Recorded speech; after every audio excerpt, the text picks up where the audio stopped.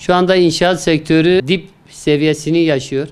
Millet evini sattı, arsasını sattı, arabasını sattı, altına yatırdı. Altın da çakılınca insanlar çok zarar etti. Gerçekten de şu anda inşaat sektörü kan alıyor. Ben inşaat sektörün artık yükseleceğine inanmıyorum. Çünkü en üst seviyesine geldi.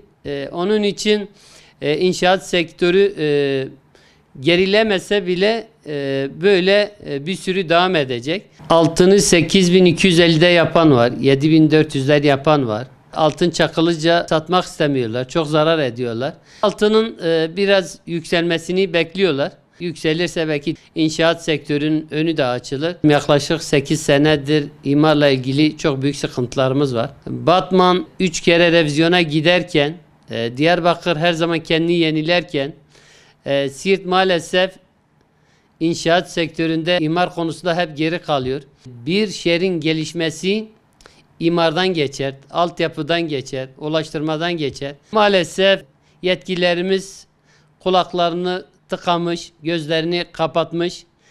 İmar olmadan bir şehrin gelişmesi mümkün değildir. Bir şehrin gelişmesi mutlaka güzel bir revizyondan ve güzel bir imardan geçiyor. Bütün bugüne kadar gelişen şehirlere bakın. Diyarbakır imarın önünü açtılar. Türkiye'nin en güzel şehri oldu. Biz Siirt'ten de bu atağı bekliyoruz. Bunu yaparken de bir kesimle değil, bütün kesimleri, Siirt'in halkının, sivil toplum kuruluşların güzel bir revizyon ve güzel bir imar çalışması yapılarak yapılır.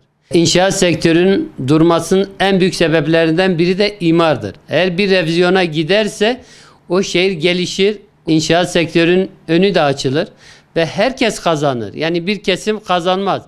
Şu anda bir kesim kazanıyor ama vatandaşın büyük çoğunluğu hep geride kalıyor.